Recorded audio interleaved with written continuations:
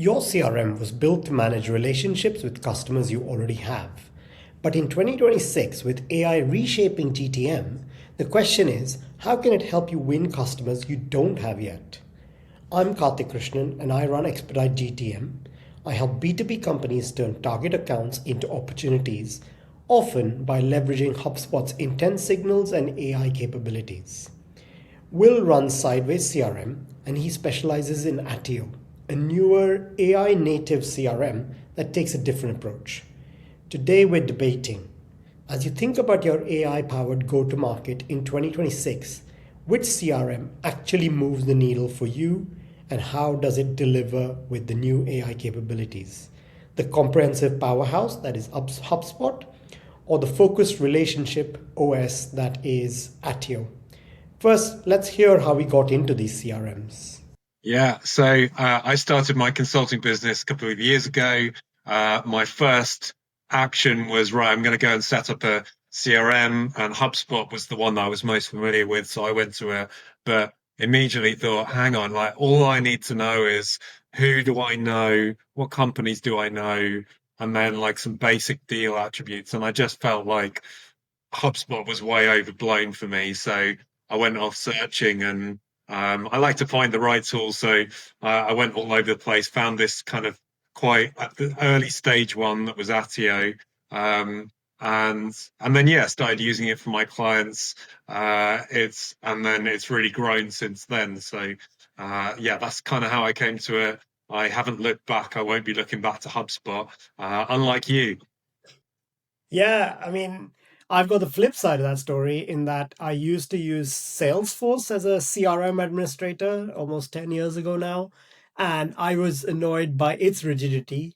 I loved that HubSpot was built almost for marketers initially, but then did combine a lot of the sales CRM functionality. But what I'm loving is now it's really starting to leverage some of the intent based data or signal data, as even Six Sense is calling it. So even 5 years ago, you had to use another tool like Six Sense or demand based to get some of those signals in, right? But what I was blown away by recently is within HubSpot, you're getting that natively, and you can set up really interesting workflows that trigger based on accounts you're interested in, firms, like accounts with the right firmographic attributes, showing those intent signals, which I find quite powerful. And I've been leveraging that for some of the clients I work with, buyer side intent data. And it is so powerful in terms of both cold outbound, but also second and third touch points, outreach, post initial interactions, because those people are in the market. That's what the signal says. Yeah, I mean, that is super impressive. And for a business that kind of fits into that profile, if that's what they want to do, that's how they want to go to market, that's perfect. I think the thing with Atio is that it's much more blank canvas, it's much more of a operating system. So if you know the data point you want, yeah, we can go and find that. There's AI attributes that can go and research it, or you can plug in the best tool that you're currently using if you want to know specifically about some kind of deal metric. You can go and find that. It just gives you that flexibility and that canvas where you can build it how you want to rather than how HubSpot thinks you want things to work. Yeah, I suppose HubSpot does have a lot more going on. It's some say it's overwhelming. I understand that, but what I would say is if you have someone who understands it and who can then leverage all this functionality, then you get the most out of it, as with most tools. For instance, one of the other new GTM motions that I'm a big fan of is, well, you've got your buyer intent based signals, but there could also be, because you've had past conversations, because you're already working with customers, the amount of my clients that have decent, strong relationships with the customer, but haven't thought about what expansion there looks like, it's always staggering to me. And it's probably because it is somewhat nebulous, right? Like the CS team holds that relationship. Maybe sales is slightly aware, but marketing is quite divorced from that quite often.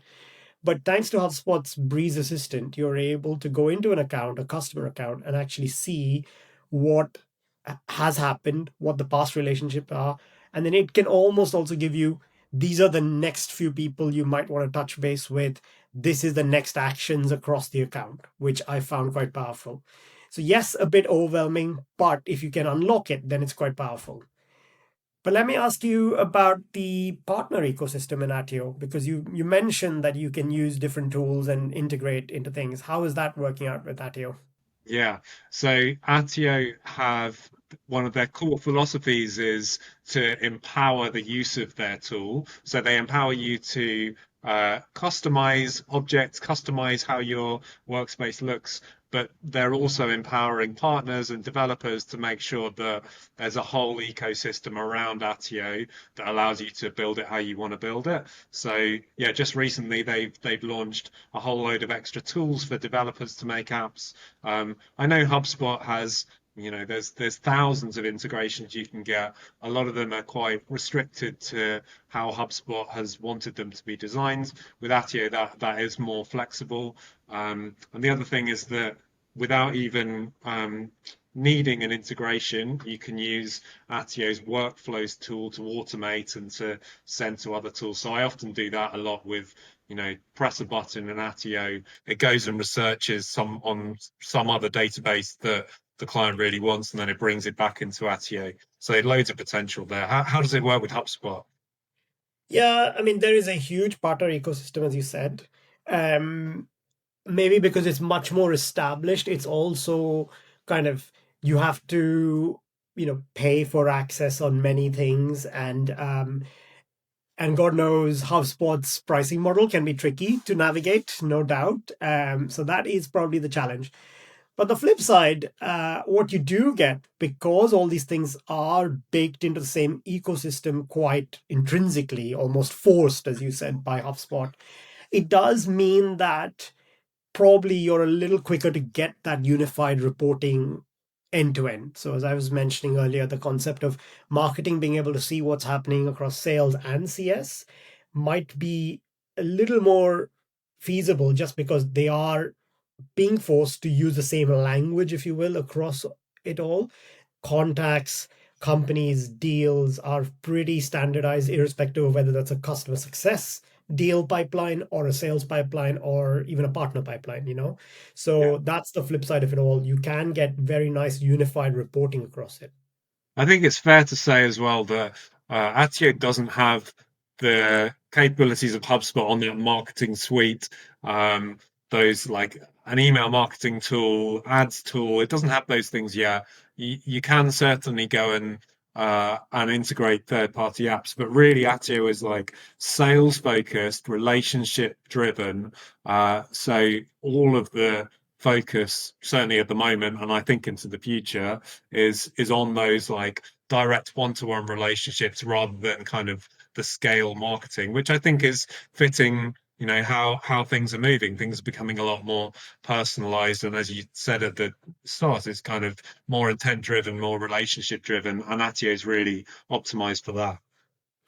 Fair. Yeah, I'll say that, that was one of my challenges when I did dabble in Attio with one client, and I found it to be very nice for those relationships, those associations were much more seamless, I would say. But on the flip side, I just wanted a form builder to be giving me some optionality when it came to what questions I was asking everyone who's coming inbound. And I just struggled to find and baked in form builder. Whereas it's absolutely standard in anything to do with the marketing side of HubSpot anyway. Yeah. Um, I guess, and HubSpot is probably built for more scale, but I think maybe if they use the AI functionality, if anyone uses the AI functionality well, they can almost chip away at that scale and make it more personalized. A bit like what I was saying, use those intent signals, use that contextualized data from the account. What's even more powerful is I've recently discovered that you can use workflows to actually trigger some of these things. So it's almost as if the LLM kind of functionality will read emails for you, and then you will be able to say, then send out this kind of emailing, put them into that nurture stream, which I find to be quite powerful. Does Atio have something like that? Yeah, I mean, Atio, a lot of how they're positioning themselves is it's an AI native system. So this is a system that was made as AI was emerging versus HubSpot that was, I don't know, decades ago. So they've been able to kind of structure everything ready for LLMs, and that's starting to be introduced now. You've got AI attributes, you've got AI call searching, but I think really that's kind of scratching the surface on where it's going to go. Ultimately, I think this is like everyone's going to be introducing chatbots, and that's how you're going to interact with a CRM. But it's who's going to have that architecture that really supports it, that is clear and focused, rather than just adding extra clutter because it's really easy to build a workflow. So yeah, I think it's in a really good position, and that's why Atio recently raised quite a lot of funding. One of the big backers was Google Ventures. I think they really bought into that vision, and that's where the direction of travel is. So I'm looking forward to it. Nice. Well, I just say that I guess if you already want some of those shiny features that I've spoken about, being able to understand the context and then do automations in the back of it, if that's already where you're at and you think you can actually leverage that, maybe come chat to me. I'm not as wedded to HubSpot maybe, but I do believe that there's some really powerful functionality in there. Yeah. And we were talking before about, uh, you're in safe hands with Kartik, and he would do a fantastic job of your HubSpot. And if you're using HubSpot like 50% or more, it really kind of probably makes sense to stick there. You're going to be using a lot of features. But there are so many companies who are using HubSpot, but far less than all the features that are available. And for those, Atio could be a really great move to just focus in on what you actually need. And if you're doing that, I'd be happy to help.